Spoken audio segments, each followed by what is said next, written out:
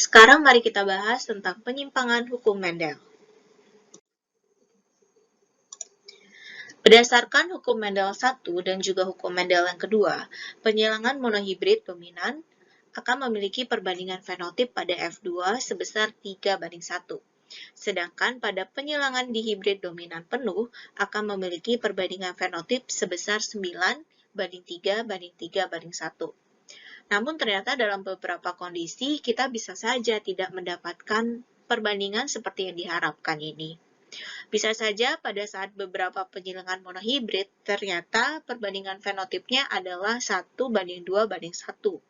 Ataupun pada saat penyilangan dihibrid, kita bisa saja mendapatkan kombinasi seperti ini. Misalnya perbandingannya adalah 9:3:4, atau 9:7, 9:6:1, atau 12:3:1, ataupun 15:1. Perbedaan pada perbandingan fenotip F2 tersebut dikenal sebagai yang kita sebut sebagai penyimpangan semu hukum Mendel. Penyimpangan pada hukum Mendel dapat terjadi karena adanya dua faktor. Faktor yang pertama adalah interaksi antar alel, sedangkan faktor yang kedua adalah interaksi genetik. Yang pertama, kita akan membahas terkait interaksi antar alel, yang disebut sebagai dominan tidak sempurna, yang menjadi salah satu penyebab penyimpangan hukum Mendel. Contohnya adalah pada monohibrid. Dominasi tidak sempurna terjadi ketika alel dominan tidak dapat menutupi alel resesifnya dengan sempurna, sehingga akan menghasilkan sifat fenotip baru yang bersifat campuran pada individu yang bergenotip heterozigot. Contohnya adalah yang terjadi pada bunga pukul 4, atau dalam bahasa Latin disebut sebagai Mirabilis jalapa. Seperti yang digambarkan pada diagram di samping ini. Kita bisa melihat bahwa ketika suatu parental generation, yaitu bunga berwarna merah yang memiliki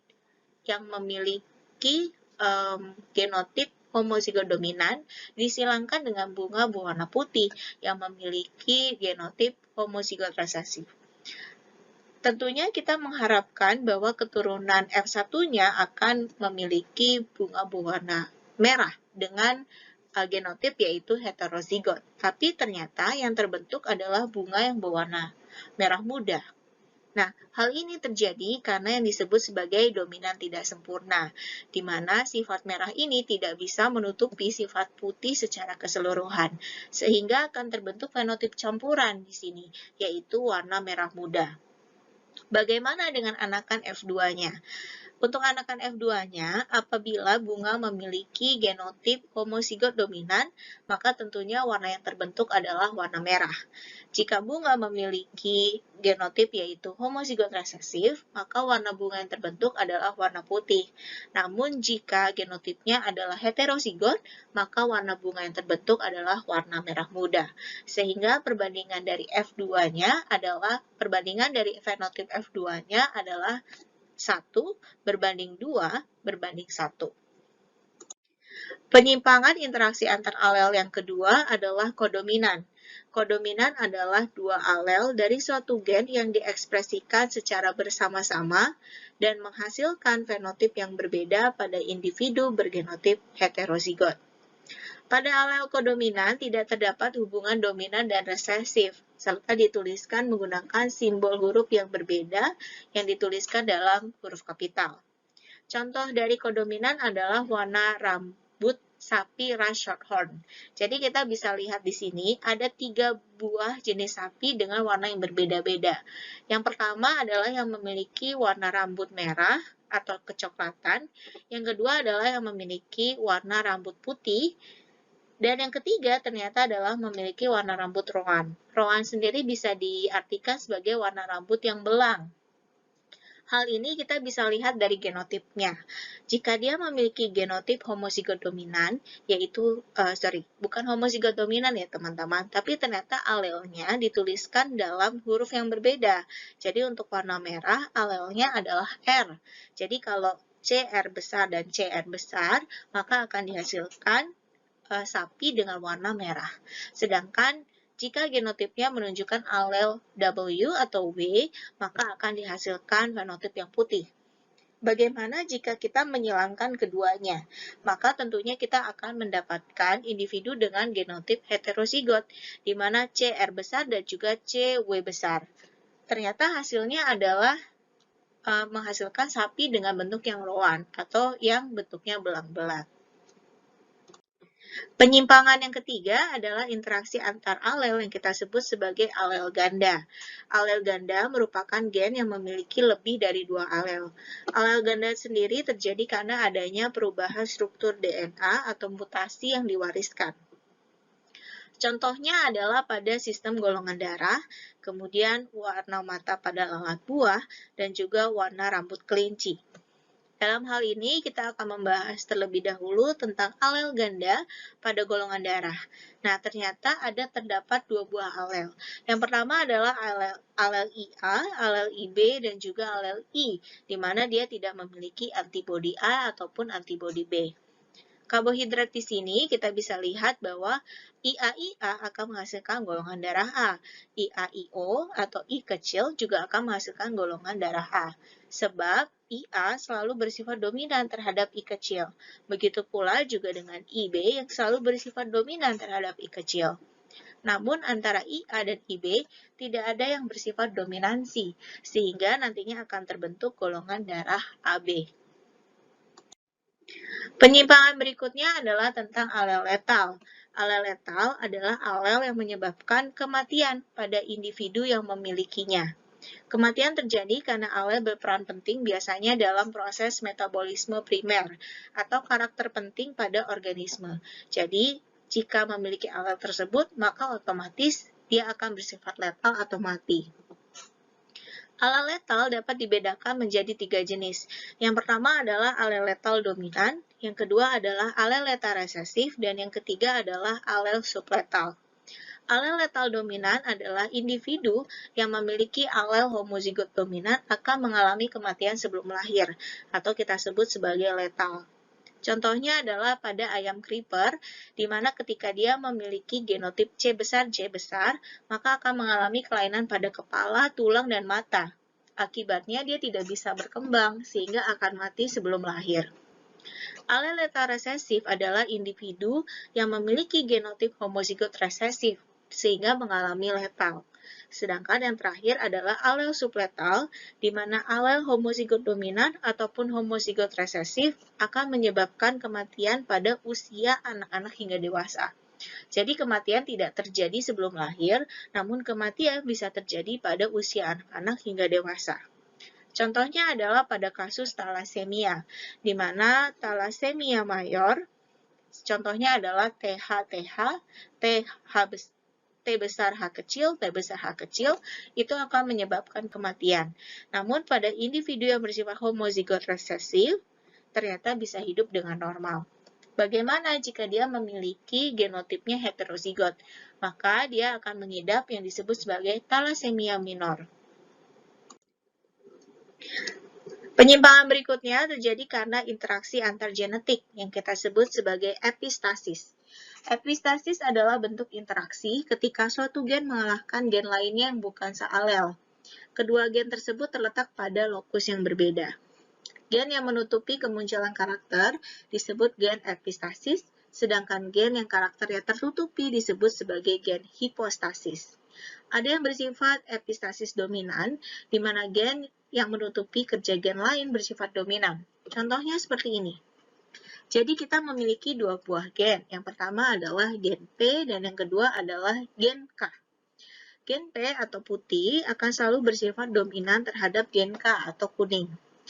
Kita juga bisa melihat bahwa di sini ada dominasi dari alel, di mana alel K besar akan selalu bersifat dominan terhadap alel K kecil. K kecil itu akan menghasilkan warna hijau ya. Jadi kalau misalnya kita lihat contohnya di sini, apabila ada P besar, maka tentunya akan selalu menghasilkan fenotip putih.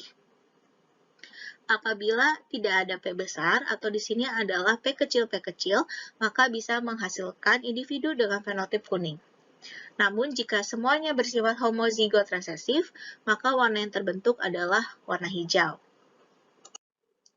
Epistasis juga bisa bersifat resesif, di mana gen yang menutupi kerja gen lainnya bersifat homozigot resesif. Dalam hal ini kita bisa lihat contohnya. Alel resesif B kecil merupakan epistasis yang akan menutupi sehingga warna yang terbentuk adalah putih. Contohnya adalah seperti ini. B besar dan G besar itu tidak bersifat saling menutupi, tapi keduanya adalah bersifat seperti kodominan. Ya, akan bersifat seperti kodominan, di mana akan menghasilkan warna abu-abu. Jika hanya terdapat B besar, maka akan terbentuk warna hitam. Namun, jika semuanya bersifat homozigot resesif, maka akan menutupi kedua warna tersebut. Jadi, warna abu-abu dan hitamnya akan tertutupi sehingga menghasilkan warna putih. Yang terakhir adalah epistasis gen dominan rangkap, di mana jika dua gen dominan atau lebih akan menghasilkan satu fenotip dominan yang sama. Jadi dalam hal ini adalah A besar dan B besar itu akan menghasilkan fenotip segitiga. Jadi kalau keduanya muncul, hasilnya segitiga. Salah satunya muncul, misalnya hanya A besar, maka akan tetap membentuk segitiga. Begitu pula. Namun, jika keduanya bersifat homozigot resesif, maka fenotip yang terbentuk adalah oval. Interaksi antar genetik epistasis lainnya adalah epistasis gen rangkap dengan efek kumulatif. Terjadi jika kondisi dominan, baik homozigot dan heterozigot pada satu lokus menghasilkan fenotip yang sama, misalnya pada karakter warna biji gandum. Kita lihat contoh soalnya. Gen A dan gen B akan mengekspresikan protein yang menghasilkan pigmen, sehingga mempengaruhi warna biji. Warna biji gandum berwarna ungu tua, dengan genotip yaitu A besar, B besar, B besar. Tanaman dengan biji berwarna ungu tua, yaitu A besar, B besar, B besar, disilangkan dengan tanaman dengan biji berwarna putih, yaitu A kecil, B kecil, B kecil. Bagaimanakah dengan rasio fenotip pada F2-nya? Berikut adalah contoh pembahasannya. Jadi untuk parentalnya, kita bisa mengetahui bahwa ada parental yang bersifat homozigot dominan, yaitu A besar dan B besar. Sedangkan parental yang satunya lagi bersifat homozigot resesif, yaitu A kecil, B kecil, dengan fenotip putih. Untuk gametnya, tentu saja kita akan mendapatkan A besar, B besar, dan juga dari parental yang satunya yaitu A kecil, B kecil. Sehingga berikut adalah genotip dari turunan yang pertama, yaitu A besar, A kecil, B besar, B kecil. Untuk gamet dari keturunan yang pertama, yaitu A besar, B besar, A besar, B kecil, A kecil, B besar, dan juga A kecil, B kecil. Sehingga nanti akan didapatkan keturunan yaitu 9 individu dengan genotip yaitu A besar, A kecil, B besar, B kecil.